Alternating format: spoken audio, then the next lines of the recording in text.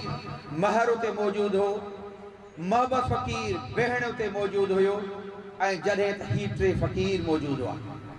पीर साहब काफ़ी अरसो पंहिंजे केस जे बारे में उन्हनि सां ॻाल्हाईंदो रहियो।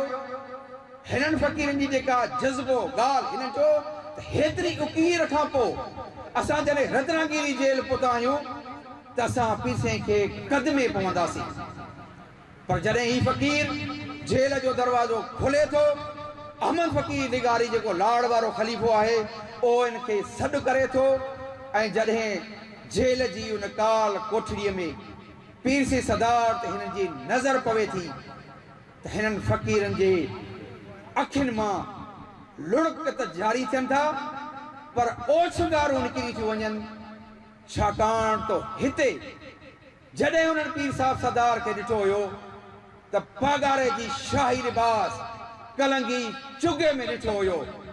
पीर साहिब जी ख़ासियत हूंदी हुई त पाण शिकार में हुजनि, पाण दावत में हुजनि, पाण सफ़र में हुजनि, तोड़े जो जॾहिं गिरफ़्तार थियनि था, खैरपुर मां रेलगाॾी में चढ़ी पाण कराची वञनि था त पीर साहिब खे शाही लिबास पातल आहे।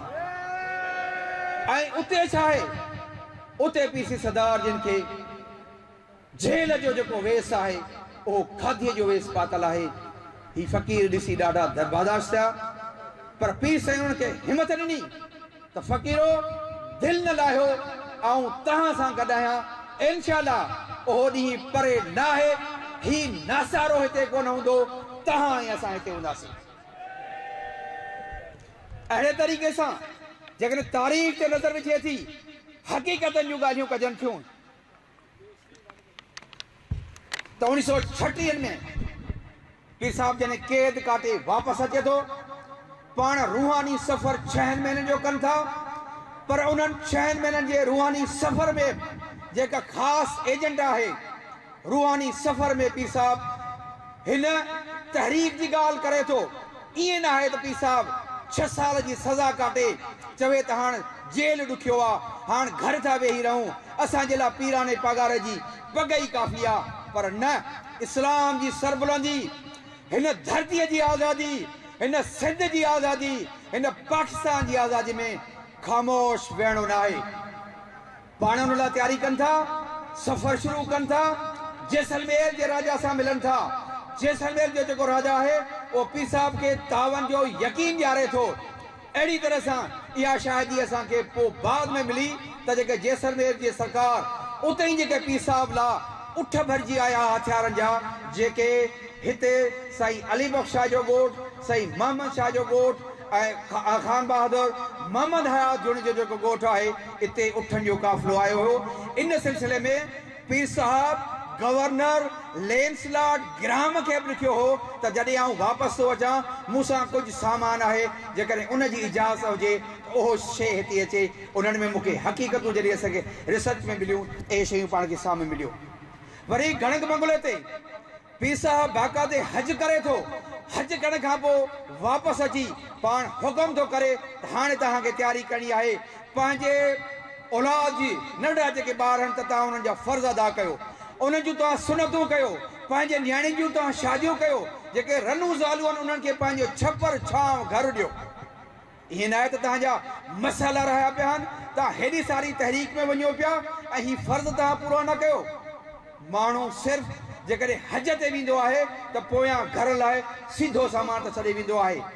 अहिड़ी तरह सां पाण खे तारीख़ में उहे लफ़्ज़ मिलनि था त 27 रजबी जे मौक़े ते 27 रजब 1357 हिजरी जे मुताबिक़ 23 सेप्टेंबर 1938 ते दरगाह शरीफ़ ते जेका रजबी थी, जंहिंमें लखे जमात जा माण्हू मौजूदु हुआ, पीर साहिब उते पंहिंजे थले शरीफ़ ते चढ़ी इहो अनाउंस कयो त आउं अंग्रेज़ सरकार जे ख़िलाफ़ ग़ाज़ी तहरीक शुरू कयां थो ऐं तव्हां उन में मुंहिंजो साथ ॾियो। रावताणी जो साईं साहिबनो फ़कीर मोची जेको हुते मौजूदु हो, उन मूंसां इहा ॻाल्हि कई। उनजो फ़कीर पुटु मीर हसन फ़कीर जेको हींअर 75 सालनि जो आहे, उहो बि इन सॼी ॻाल्हि खे करे थो त पीर साहिब उते ई खां इहा जेका सेकंड जंग आहे, मंसूरनि जो ज़मानो तहरीकूं त हलियूं पिए, पर सोरे बादशाह जेका ग़ाज़ी तहरीक कई उनखे उतां खां शुरू कयो। इन खां पोइ सेकंड स्टेज में पीर साहिब गणक बंगले जे लाइ तयारी ॾिनी। ख़लीफ़नि खे चयो तव्हां उते गाज़ियुनि खे मूं वटि पेश कयो। उहा तारीख़ जेका आहे उहा आहे 7 शवाल 1357 बमुताबिक़ 30 नवंबर 1938 ते पीर साहब तारीख़ी बंगले गणक बंगले ते अचनि था ऐं उते पाण ख़ासि तौर ते वेही हुरनि जी जेका सिलेक्शन कंदा।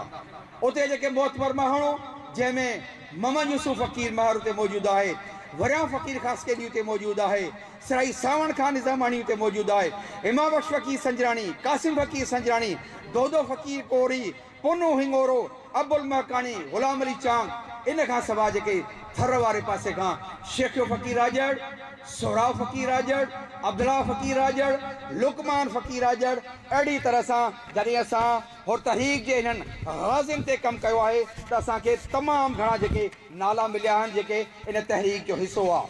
ऐं वधीक इन तफ़सील में कोन वेंदुसि, सिर्फ़ु पीर साहब जा ॿ ख़िताब तव्हांजे साम्हूं पेश कंदुसि, छो त मुंहिंजो वालिद साहब उते पाण ख़ुदि गाज़ी थियो हो। पीर साहब ख़ुदि उन्हनि खां इंटरव्यू वरितो हो ऐं उन्हनि जी ख़ुशनसीबी आहे त हिकिड़ा उहे गाज़ी हुआ जिन खे पीर साहब पाण सिलेक्ट करे उन्हनि खे पंहिंजी मस ॻाढ़ी मस उन सां हिकिड़ी नंढी रसीद उन ते उनजो नालो, उन जी संगत, उन जी विल पावर सम्झी उनखे रसीद ॾिनी त तव्हां गाज़ी आहियो। ॿिया जेके गाज़ी हुआ उन्हनि खे बाद में ख़लीफ़नि जी मार्फत सिलेक्ट कयो वियो। त अहिड़ी तरह सां पीर साहब मुंहिंजे वालिद साहब मूंखे इहो ॿुधायो त पीर सी सरदार जिन उते जॾहिं गाज़ियुनि खे ख़िताब कयो त अव्हांखे मुबारक हुजे जो तव्हां पंहिंजे वतन जी आज़ादी ऐं दीन इस्लाम जी सरबुलंदी ख़ातिर पाण खे पेश कयो आहे। यादि रखो अव्हां ते का बि सख़्ती मुंहिंजे तरफ़ां कान्हे। अव्हां पंहिंजी रज़ा ख़ुशी ऐं पंहिंजे माइटनि जी रज़ा ख़ुशी सां अची हाज़िर थिया आहियो। अल्लाह रब्बुल इज़्ज़त अव्हांजी क़ुर्बानी, अव्हांजो ख़ुलूस क़बूल फ़रमाईंदो। उमीद त अव्हांजी कोशिशि रंग लाहींदी। ही असांजो वतन दुश्मन जे चंबे मां नेठि आज़ादु थींदो। अव्हां को बि ग़म न कयो, वहम न कयो, अल्लाह साईं अव्हांजो हामी ऐं मददगार थींदो। इन मौक़े ते ॿई साहिबज़ादा सैयद शाह मदान शाह उर्फ़ सिकंदर शाह ऐं सैयद नादर अली शाह बि कुर्सीअ जे ॿिन्ही पासनि खां जलवा अफ़रोज़ हुआ। इन खां बाद में जॾहिं इहे फ़क़ीर गाज़ी चूंडिया विया त इन्हनि खे मुख़्तलिफ़ मरहलनि में मुख़्तलिफ़ जायुनि ते ट्रेनिंग्स लाइ मोकिलियो वियो।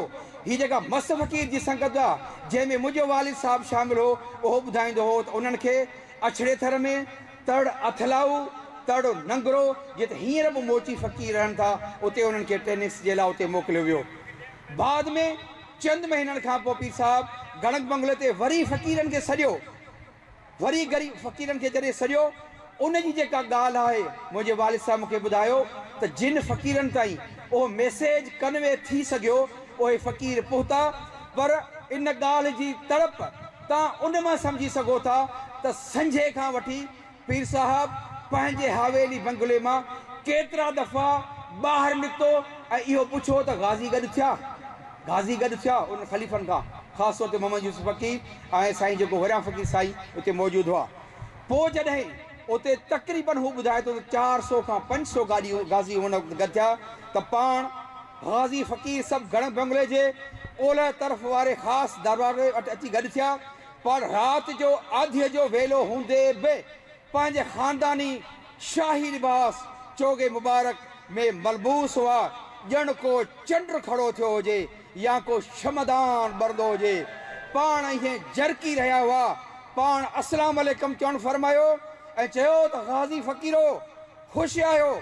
फ़क़ीर अर्ज़ु कयो क़िबला दुआऊं अव्हां जो। बाद में पाण फरमायो त अव्हांजे मुख ख़लीफ़नि खे ख़ासि हुकुम ऐं अहकाम ॾिना आहिनि त अव्हांखे रूबरू हिदायत थी कजे त अव्हां अंग्रेज़ सरकार ख़िलाफ़ जिहाद करण जे वास्ते ज़रूरी शयुनि सां गॾु ही जेके हथियारनि जो बंदोबस्तु कयो वियो आहे, ए हथियार ऐं सामान खणी हिन पॉइंट ते पीर साहब अचे थो त मदां तव्हां उन्हनि हथियारनि जो ग़लति इस्तेमालु करियो या ग़रीबनि मिसकीननि खे तंग करियो, या ही ॻाल्हि बि पाण फरमाई त मदां तव्हां पंहिंजा के ज़ाती बलांद वठो। ज़ाती ॻाल्हि न आहे, ही तहरीक, ही जंग इस्लाम जी सरबुलंदी जे लाइ, ही जंग हिन धरतीअ जे लाइ, तव्हांजो ज़ाती मसइलो को कोन्हे, तव्हांजो ज़ाती वेर अनाद कंहिंसां कोन्हे। इन जे करे तव्हां हिन नेक मक़सद खे हासिल करण जे लाइ पाण मुंहिंजे वालिद साहब मोहम्मद हसन ठाकुर फ़क़ीर जेको हुते मौजूदु हो उन ॿुधायो त पाण पंहिंजे सीने मुबारक ते हथ रखी फरमायो त जेकॾहिं तव्हां इन्हनि मुंहिंजनि ॻाल्हियुनि ते अमल कयो त पोइ तव्हां मुंहिंजा आहियो, मूंसां आहियो, मूंखे परता आहियो। पोइ तव्हांखे आख़िरत जी क़यामत जी बि परवाह करणु कोन्हे, तव्हांजी सेज सूली आहे। ऐं अहिड़ी तरह इन मक़सद तमामु नेक हिन वतन जी आज़ादी जो आहे।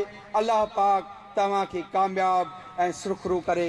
जीअं त हीउ मुंहिंजो टॉपिक आहे, इन ते तमामु घणा जेके हुरगाज़ी आहिनि उन्हनि जे हवाले सां मूं वटि रिपोर्ट मौजूदु आहिनि त केटी पागार में कीअं पीर साहिबु जेको सो गाज़ियुनि खे भर्ती करे थो, तजल शरीफ़ ते कीअं भर्ती करे थो।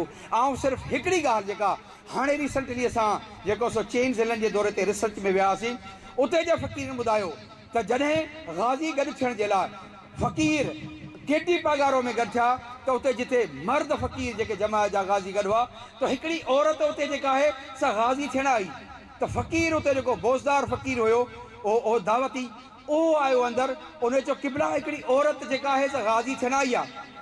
पाण फरमायो तव्हां उन औरत खे औरत जी माई था चओ? बाबा हीअ औरत मर्दनि खां मथे आहे, जा मर्दनि सां गॾु गाज़ी थियण आई आहे। सच पुछो त असांजे लाइ तमामु वॾी ॻाल्हि आहे। हुर तहरीक में जेकॾहिं औरत जे हवाले सां किरदारु औरतुनि जो बिल्कुलु आहे, उन औरतुनि जे किरदार ते पाण बि लिखां पियो, पर इहा जेका पहिरीं औरत आहे जेका केटी पागौर में पीर साहिब जी गाज़ियाणी थी, अवां सभिनी खे मुबारक हुजे। हीउ सिलसिलो, हीउ रिसर्च, हीउ शयूं इंशाअल्लाह हलंदियूं ऐं अलाह रब्बुल इज़्ज़त असांखे कामयाबी ॾींदो। अलाह करे आबाद ऐं ख़ुशि हुजे।